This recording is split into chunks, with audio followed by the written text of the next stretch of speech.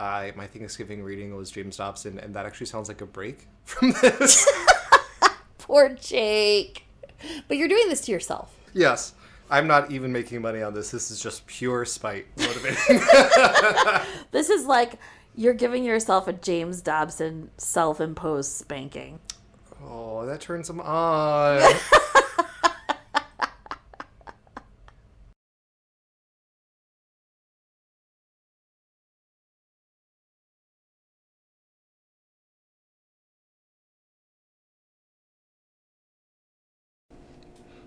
Hey everyone, this is Jake, and welcome back to I Hate James Dobson, a show where we deconstruct the works of evangelical butthead James Dobson. This is part 2 of the horrifically titled What Wives Wish Their Husbands Knew About Women, Dobson's Feminist Manifesto. In this book, Dobson claims to lay out the top 10 problems women face. Last episode, we went through the first 4 problems: low self-esteem, fatigue, loneliness, isolation, and boredom, and absence of romantic love in my marriage. Today, we're finishing that list and reflecting on how what we have learned applies to our lives today. I hope you enjoy the show.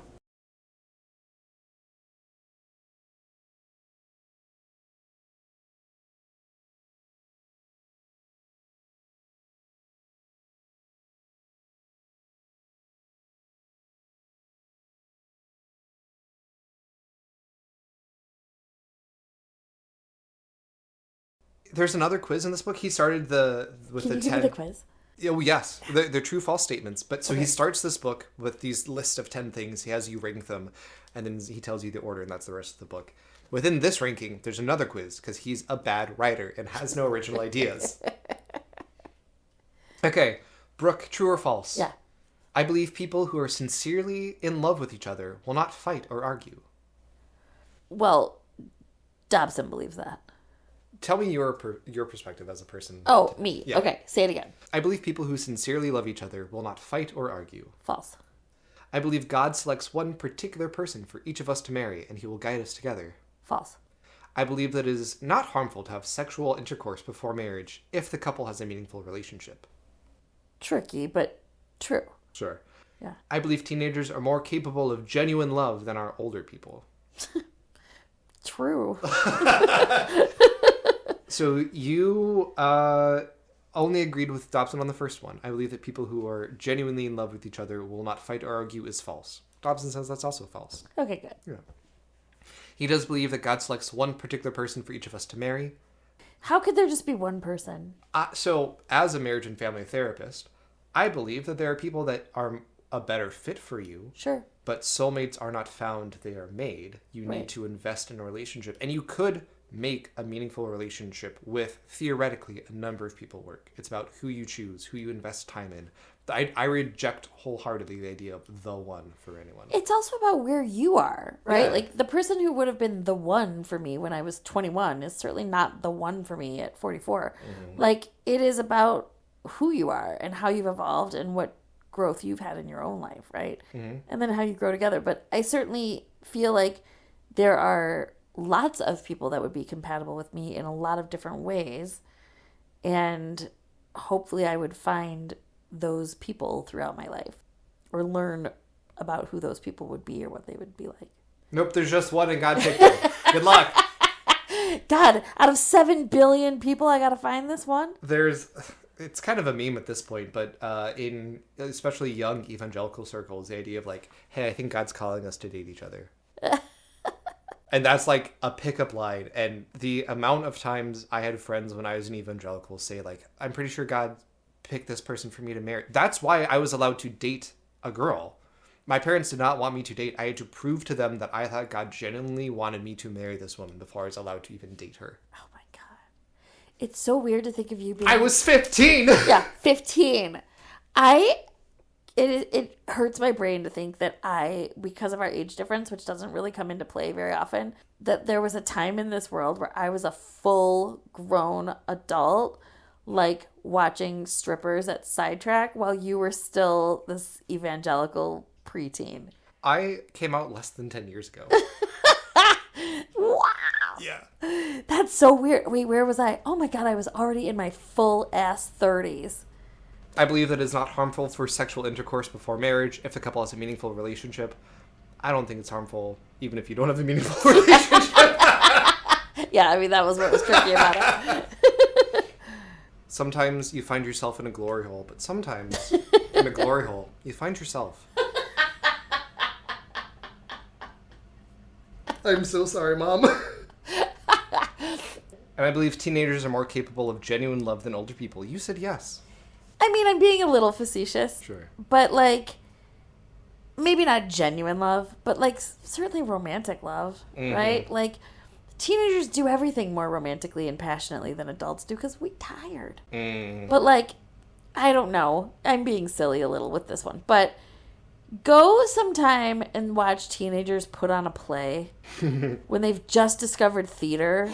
Uh-huh. And they are so earnest, and it is the biggest night of their, like, fucking lives, right? This is how it feels to have your first kiss. This is how it feels to I mean, not for everybody, but, like, yeah, I think it is. And you don't have a history of people behind you that you've dated and, like, had breakups with and shit. It's all new and fresh and young and beautiful, and, you know, someone's having a midlife crisis.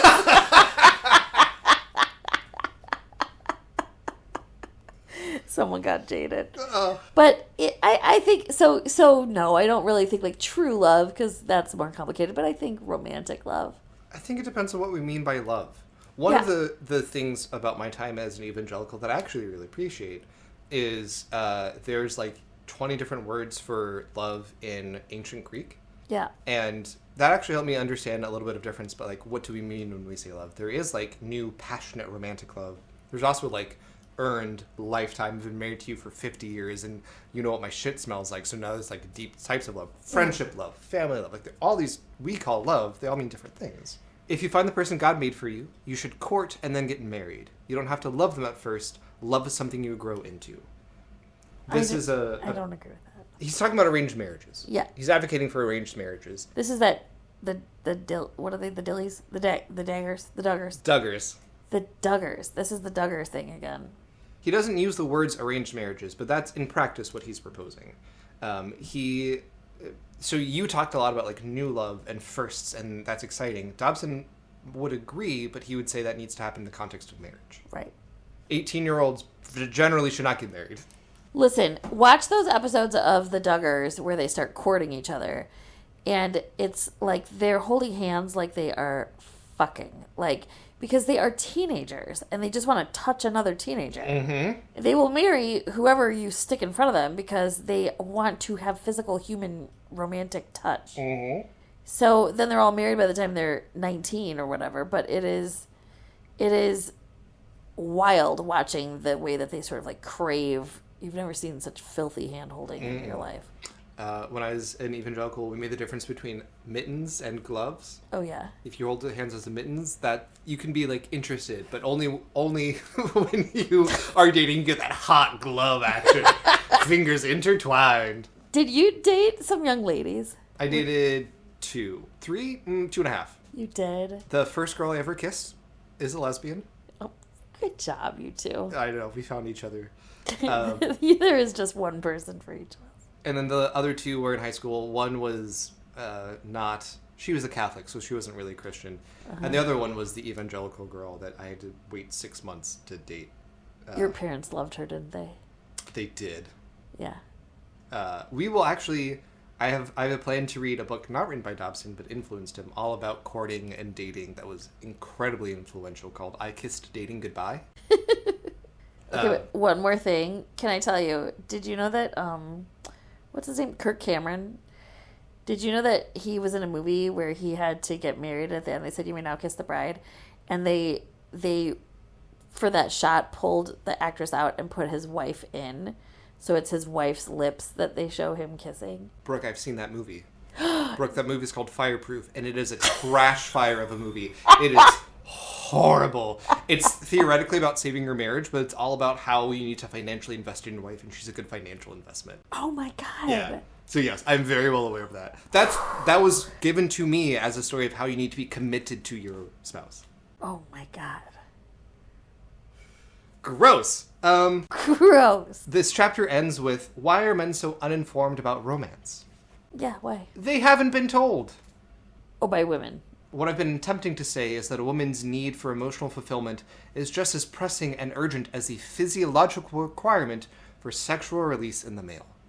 So as much as men need to fuck, man, that's how much women need you to love them. Wow. Which is just gross. It is just gross. It ends with a quote that I think is interesting when we're talking about patriarchy.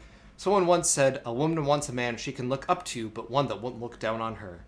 That quotation is very old, but it has weathered the women's liberation movement and is still rather accurate.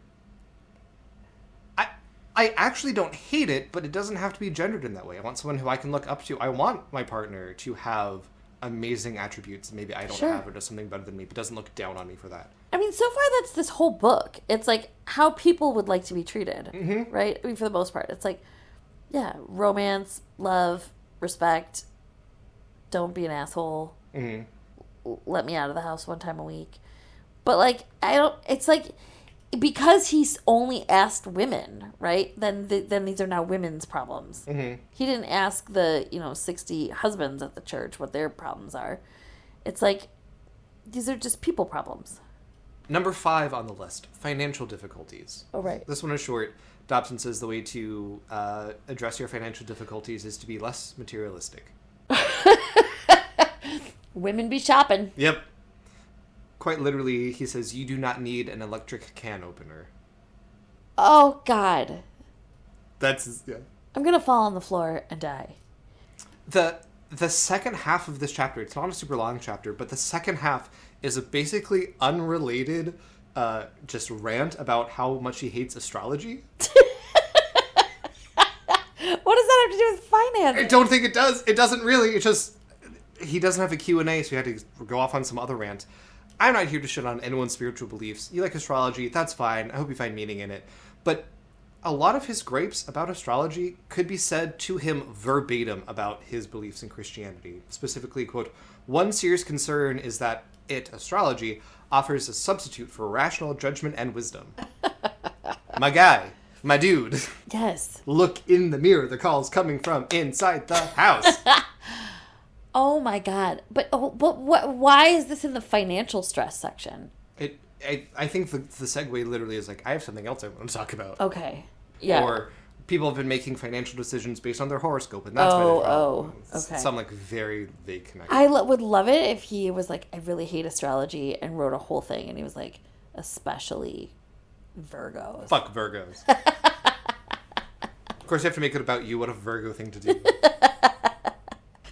Again, he makes, in this chapter, astrology stuff aside, makes a rather salient, if somewhat juvenile critique of capitalism. They were constantly fed a barrage of advertising telling us that we are inferior because we don't have all the things. Right. But he views this as a problem of the heart, not a systemic problem, and cannot criticize capitalism. It's your fault that you feel like you need to own an electric can opener. And now it's time for Silly Songs with Larry. No, now it's time for the best chapter, Sexual Problems in Marriage. I just wrote for this one, men have peepees and girls have hoo-has.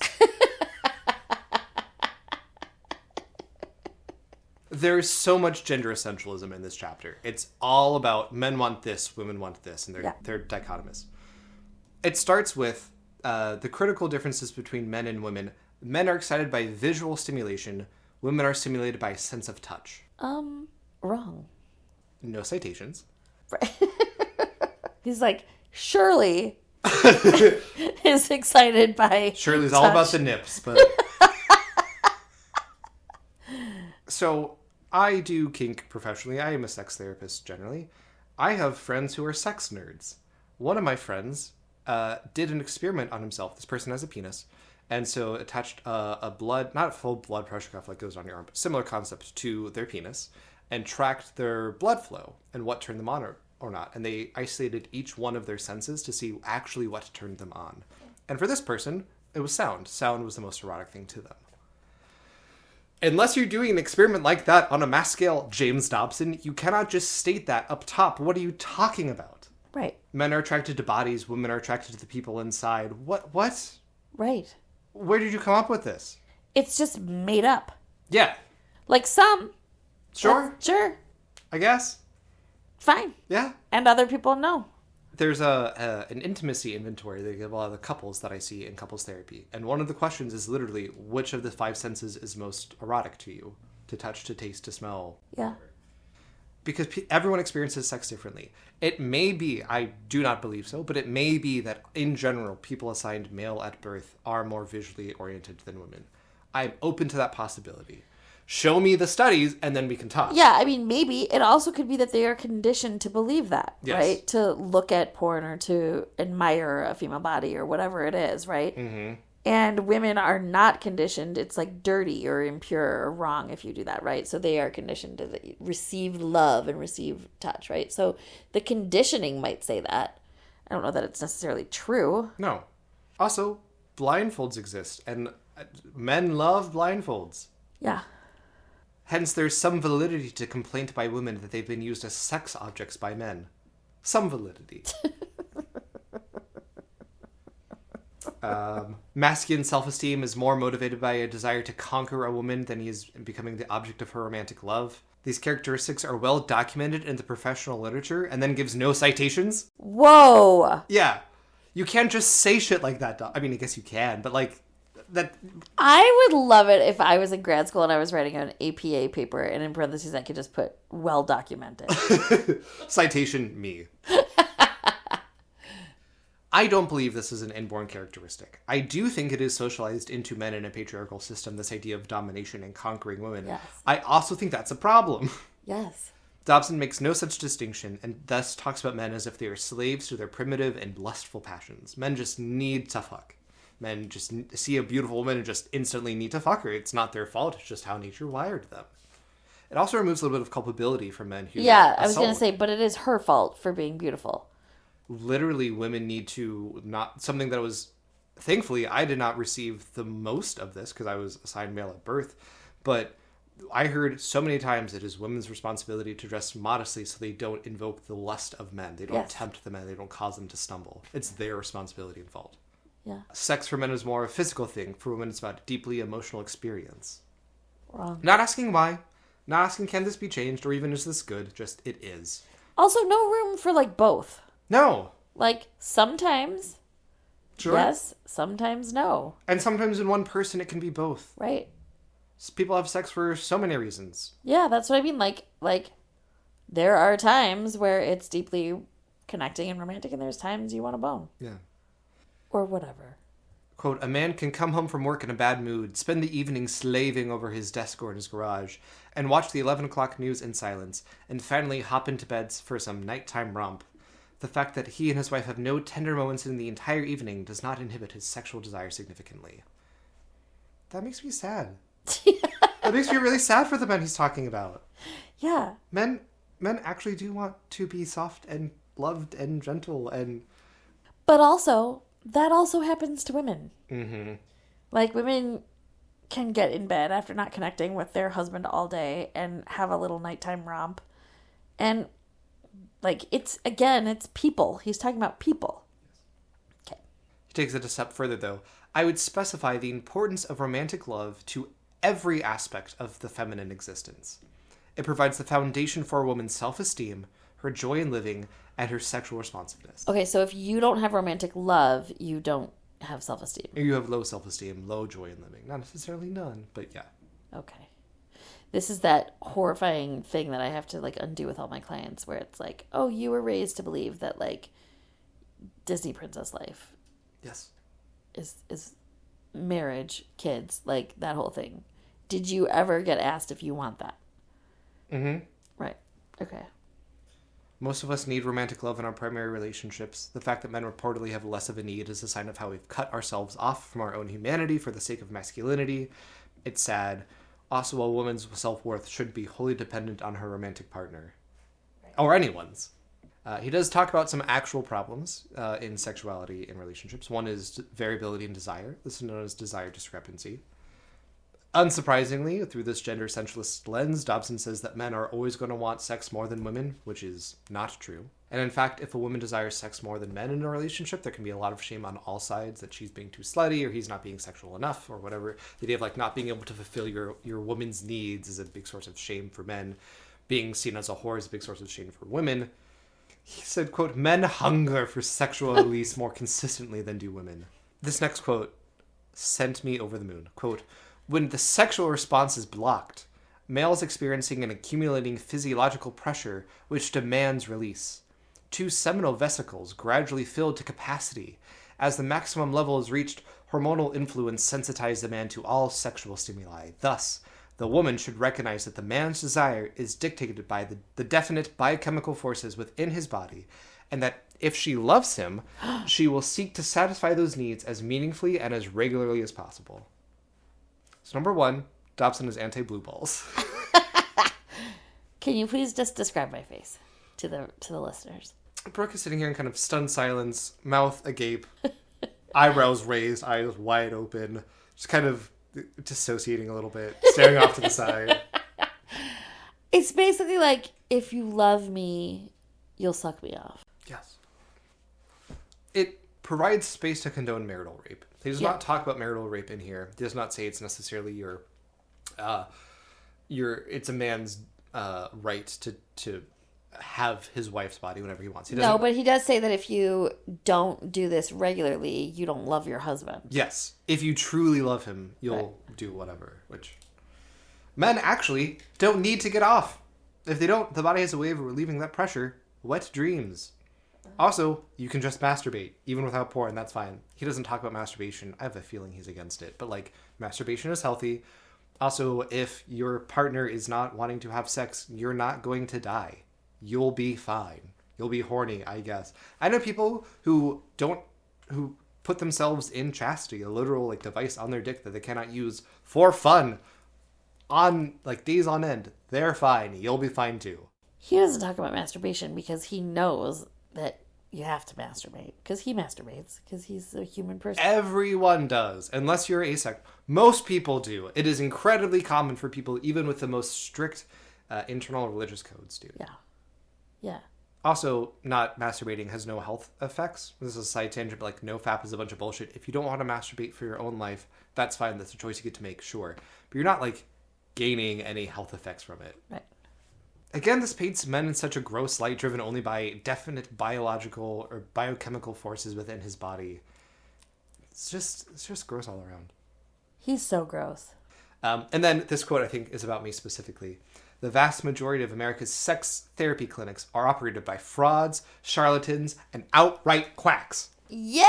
That's me! My little duckling, you are an outright quack. Quack, quack! That's for you, Jordan. Oh, we love you, Jordan. Desire discrepancy is a real thing. Yeah. People do want sex in different amounts in relationships. There's ways to overcome that. The way to overcome it is not a person who wants sex less. Whenever your partner wants sex, give it to them.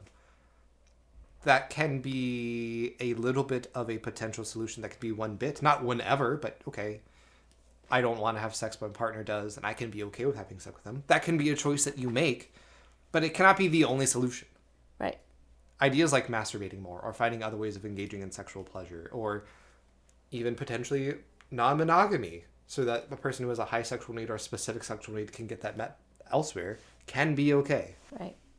Problem 2, another common inhibitor to women, is lack of cleanliness by their husbands. Dobson said straight men need to be taught to wash their asses. And honestly, yeah. Yeah, not going to argue that. That's fair. That's a true point. He's right. Okay. Dobson was right about one thing. You get one. You get one.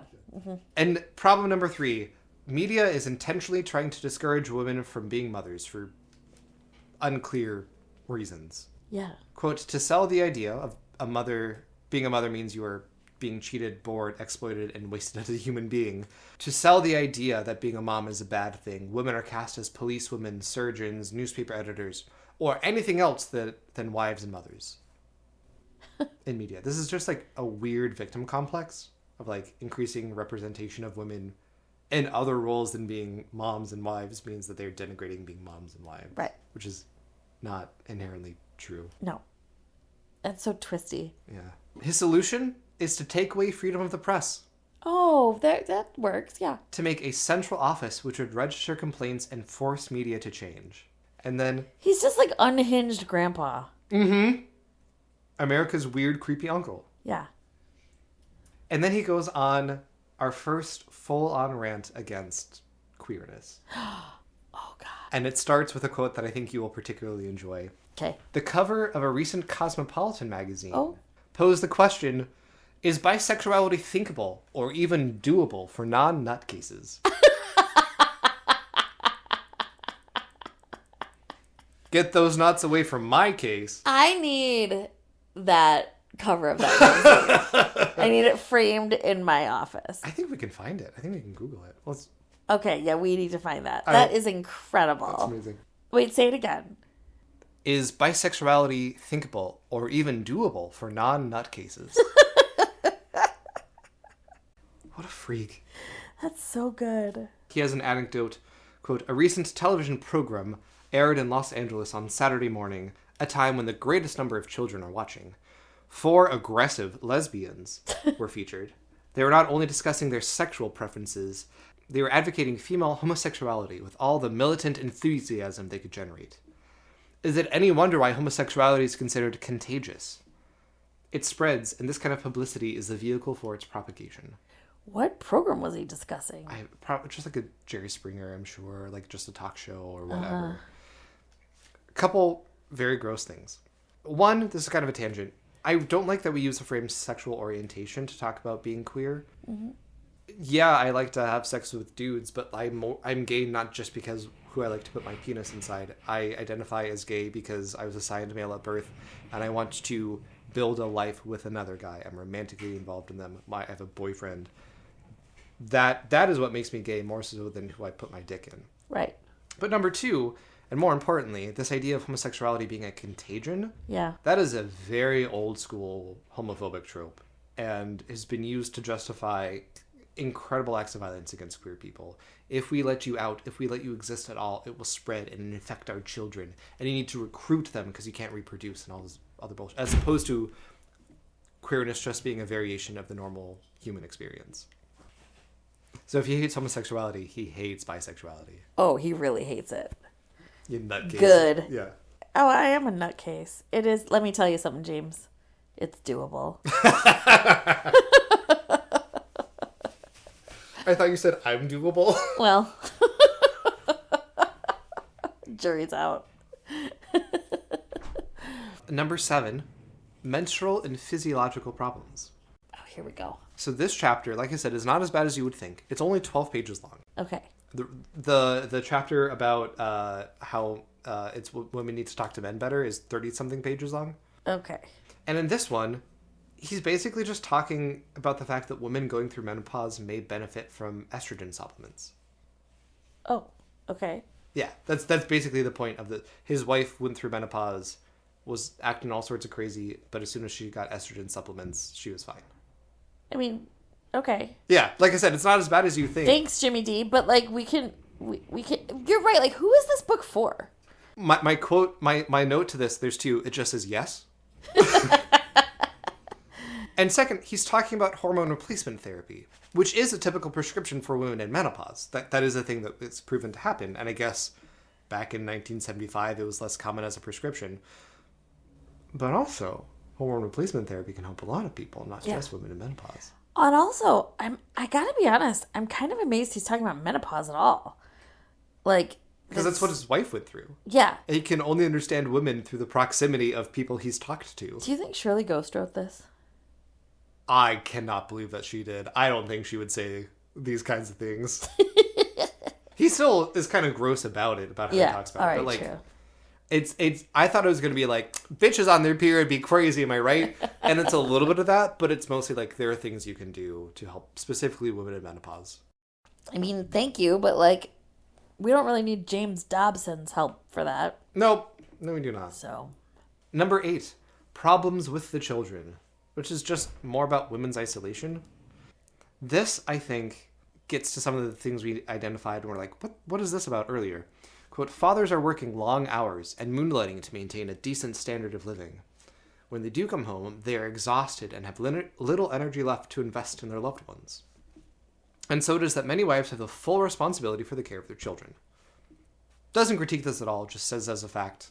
Again, this like essentialism, it's not a socialized thing, it's just how we are.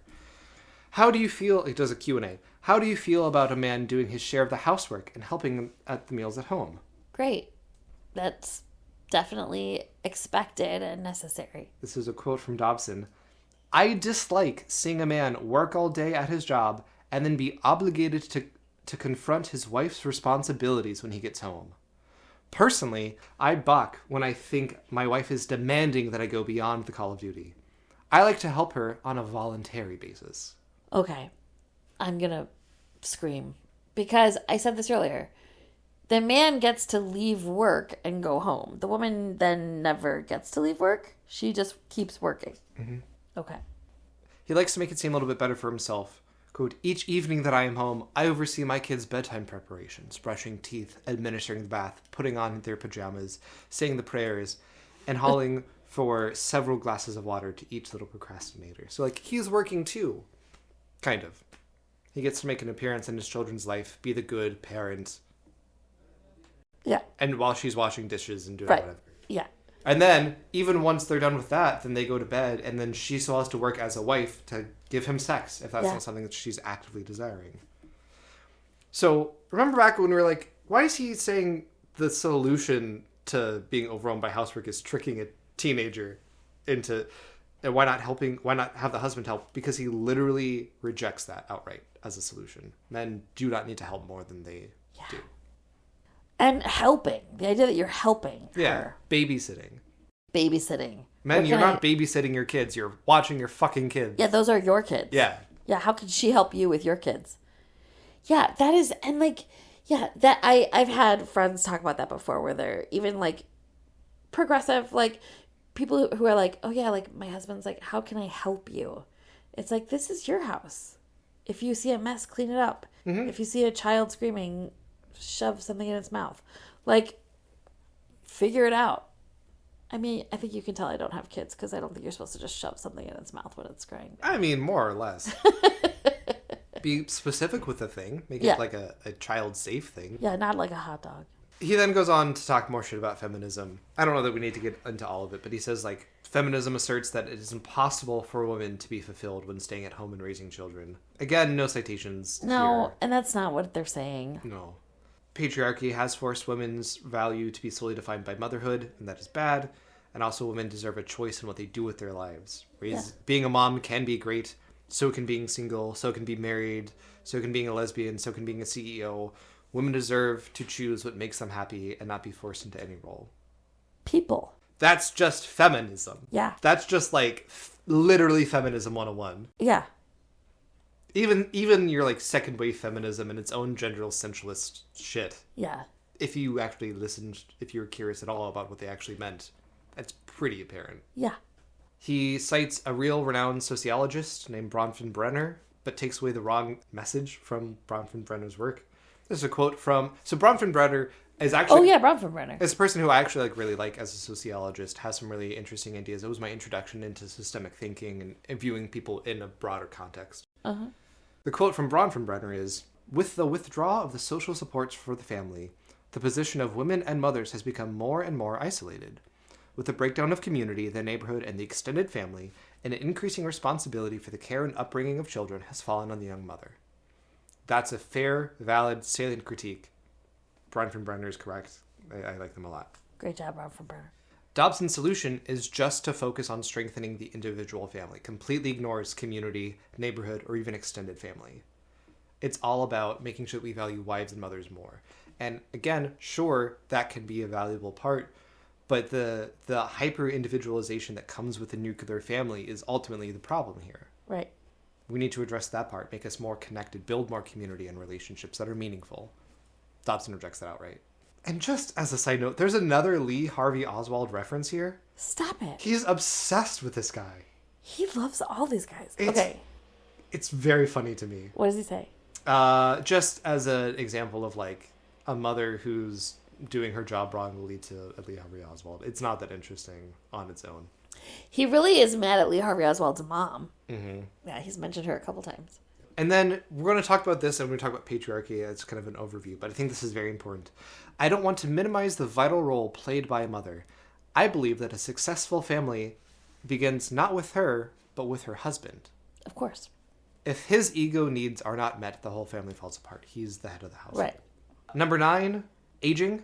Oh, aging was one of the top concerns? I don't remember that. Mm-hmm. Women need monogamous, lifelong marriages to experience, quote, lifelong devotion, so they don't have to worry about aging or being unattractive. What? We're going to talk about this, kind of why he thinks so much about the nuclear family. But one of his ideas is that as you get older, you need someone who actually loves you and is able to validate that you are attractive to them, but they still love you. Because if you're an old widow, if you're an old maiden, no one's going to watch you. No one's going to fuck you. Right. You scared me just now when you said that. Men need women and women need men. That's the way it's always been. And then cites Adam and Eve, who did not exist. Cites Adam and Eve like a citation. Well, it says, like, we saw this in Adam and Eve. Right. And yeah. In this story. Yes. Yeah. Uh-huh. Yeah. Okay. He says it as if it's real. Young Earth creationism is what he's getting at here. The idea that Earth was literally made 6,000 years ago and Adam and Eve were literally the first people to exist. God literally made them. Noah's Ark is a literal thing that happened that flooded the entire world. All of which is completely untrue. Right. And was never meant to be interpreted as that. Right. It just goes with it. He doesn't really spend a lot of time in young Earth creationism, but I will point it out here just to say that all of these things are tied together and reinforce a worldview of each other. He says depression is often evidence of emotional surrender, which I find to be particularly gross coming from a therapist. Yeah. Emotional surrender. Mm-hmm. The last quote from this that I want to spend time with. The family was designed by God Almighty to have a specific purpose and function. When it operates as intended, the emotional and physical needs of husband and wives and children are met in a beautiful relationship of symbiotic love. When the family is polluted through sexual permissiveness or selfishness, or incredibly busy lives, then disease replaces health, and despondency sits at the front doorstep. The American family is sick today, and the widespread depression of which I have written about is but a symptom of that malignancy. Wow. The reason you're depressed is because families are bad. And that is as systemic as he gets in his critiques. Wow. I mean, we know we hate him, and we know he's an idiot, but, like, he's dangerous. Yes. Yeah. That's the other reason I want to make this podcast. It's just not some fucking asshole who's saying shit. Right. It's that these have real world implications, whether it be child abuse or marital rape. Right. These things directly stem from his writings. Right. That was actually the least. That's number 10 on the list. Number 9 is in-law conflict. Oh, yeah. And he just doesn't talk about it at all. This What does he say? What's the chapter? There's not even a chapter devoted to it. What? No. He just ignores it? He says, I'll talk about it in a bit, and then never does. It goes menstrual problems, problems with children, and then aging. Oh, my God. And then the last word kind of to sum up. And then he just never talks about in-law problems? No. Okay. Can I see the book? So that's the book. Going through all of this, I want to revisit the question I posed up top. Brooke, Yeah. who's the audience for this? Like, actually. I mean, it feels like it's supposed to be men. Mm-hmm. But I don't understand. Ostensibly, yes, I would agree. Like, it's what wives wish their husbands knew about Right. women. So it's The complicated title says, What Wives Wished Their Husbands Knew About Women. So that implies that it's about men. No. He says, verbatim, quote, let's face it, only 20% of the readers of this kind of book are likely to be men. So he's writing this for women to be like, I see what you're doing. I know your problems, but also here's how you fix them, and it's all on you. I want you to know that the author photograph on the back is James and Shirley. Aw, they're so in love. This bitch is behind this. I'm sure she probably played a role. You picked up on some things that I think are really important to note. His use of language is important. He uses wife and woman and housewife pretty interchangeably. Yeah. But feminist is always some bra-burning dyke type. Yep. And those are the two types of women you're allowed to be. Yeah, the only time feminist ever got interchanged was with lesbian. Mm-hmm. And then bisexual was just nutcase. So let's zoom out a little bit. Yeah. Why are these solutions so fucking bad? It's because Dobson cannot criticize capitalism or patriarchy. Right. So as we noted, he identified the correct problems a number of times. Yeah, housewives, people who run houses generally do get overwhelmed by the amount of housework that there is to do. These chores just pile up. But the solution isn't then trick a teenager to go getting help, right? The problem is not just that this exists. The problem is the systems that create it. But he cannot do that. And therefore, he's forced into this weird corner with just the most bullshitty of bullshit excuses. Yeah, that's so right. In the previous book, he spent some time talking about how capitalism is the best system. And that really bleeds through to here. The pursuit of infinite growth, which is, I think, the cornerstone of capitalism, that can always be improving, always being better, and you always need more profit, you always need to be increasing profit, is toxic for everybody. Infinite growth cannot feasibly exist in perpetuity. It is an impossible goal. And then also, in that model, you always have to be competing, but you're not competing with fucking Bill Gates. I'm competing with you. Right. We're going for the same job. I don't care what Bill Gates is doing. There's one therapist position, and there's two of us, so I gotta cut you down. And therefore, that feeds into this super hyper-isolationist, hyper-individualistic perspective of things. The only people that I'm not competing with are my family. And I can't be competing with my wife if she's working. She's got to be supporting me. Right. It also gets into this weird sexual anxiety. You need to reproduce in your family. Your kids need to take care of you, and they need to be good producers. It strikes me also that the term cuck was used for a while as an insult. And that is, cucking is rooted in sexual fetish. A cuck is a sexual fetish who watches his wife have sex with another man. Yeah. Typically, there's also a racial component to it. It's a white man watching his white wife be fucked by a black man. Oh. And that also gets into ideas of, the great replacement theory and stuff. We're seeing how racism and sexism and capitalism are all intersecting in these really gross ways.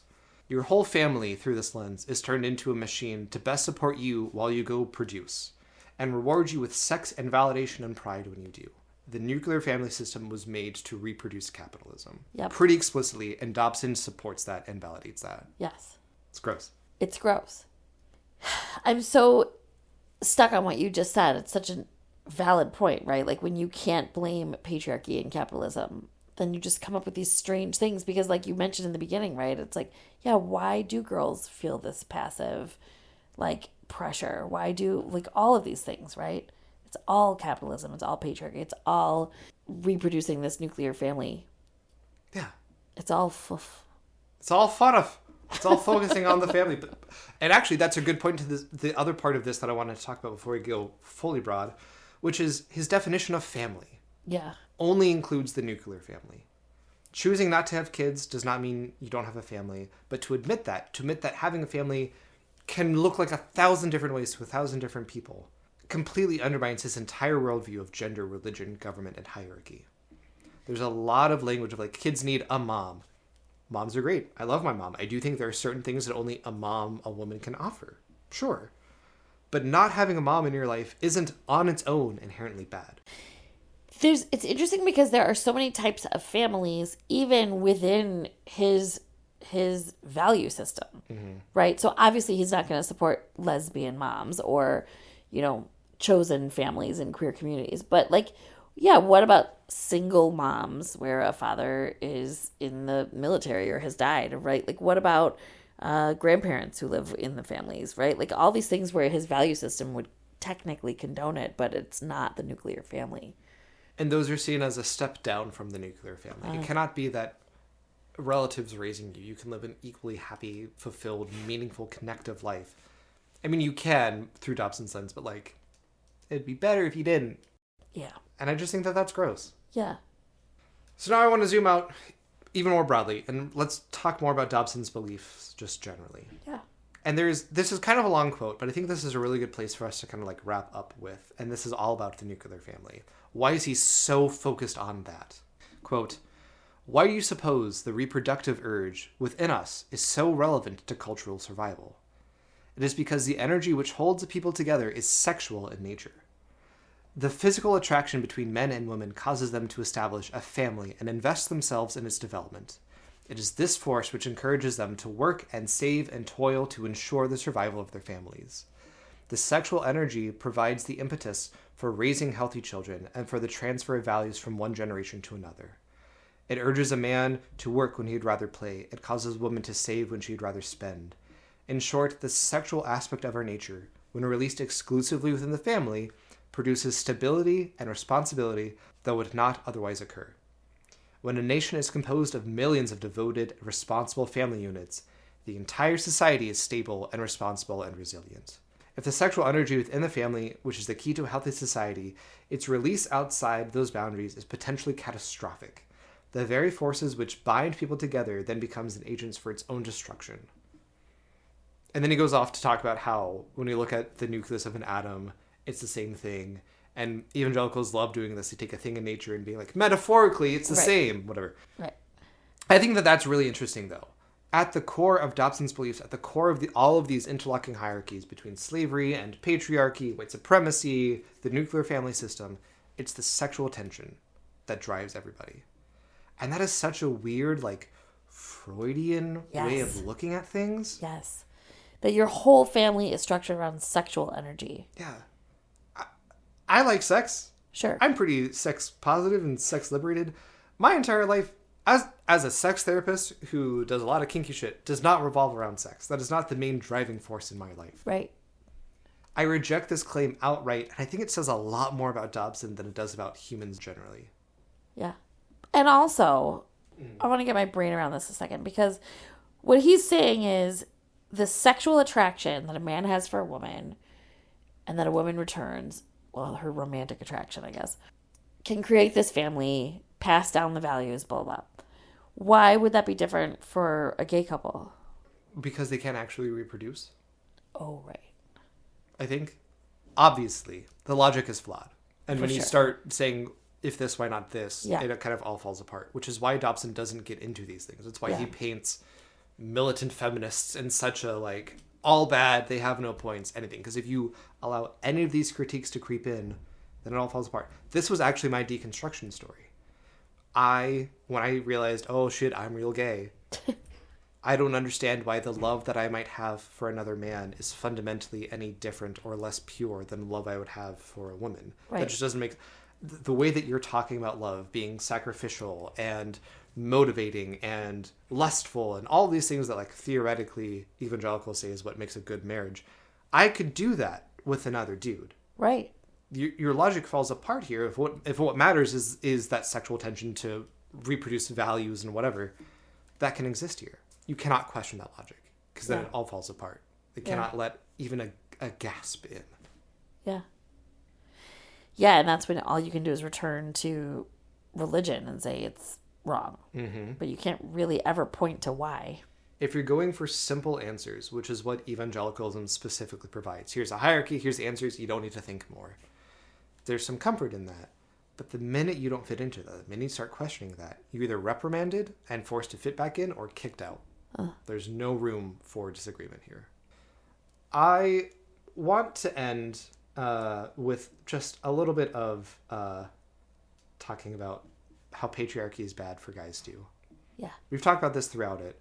But instead of saying all the ways that it's bad for men, I want to talk to all the men in the audience, if you're listening. What Jake wishes their husbands knew about patriarchy. I can barely handle one boyfriend, let alone multiple husbands. You don't have to work yourself up into weird misogynistic knots to respect women. Dobson has a podcast worth of logic trying to show why controlling women is a sign of respect. Treat women like equal human beings. It's really not that hard to do. As we've talked about here, a lot of the problems women face are problems men face too. If they have a problem, listen to them. It's okay to tap into your feminine side. It doesn't make you gay to like painting your nails or to cry or to watch RuPaul's Drag Race or fucking whatever. You are much more alike than you are different. The reason that I reject this gender essentialism is for a number of reasons, but I think by focusing on men are this, women are this, you ignore the fact that any actual differences that exist between men and women, one, it's really impossible to tell what's socialized and what's not. But two, those differences really aren't the most important thing. They're not the story here.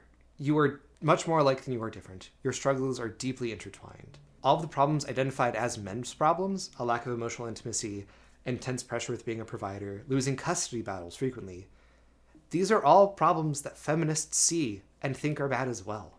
By identifying men's issues, you can be a feminist. You just have to extend to be like, and women also have problems, and they matter too. You're allowed to want softness. You're allowed to want romance. You're allowed to want to be submissive. You don't have to listen to creepy old fucks. You don't have to listen to James Dobson. God damn, I hate James Dobson. But I love you, Jake. And I love you, Brooke. That was lovely. Any words from you as our resident woman? Sorry. As our token woman.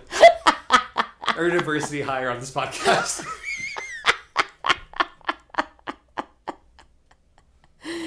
I know, I have to go handle my period and my in-laws now. Don't forget that electric can opener.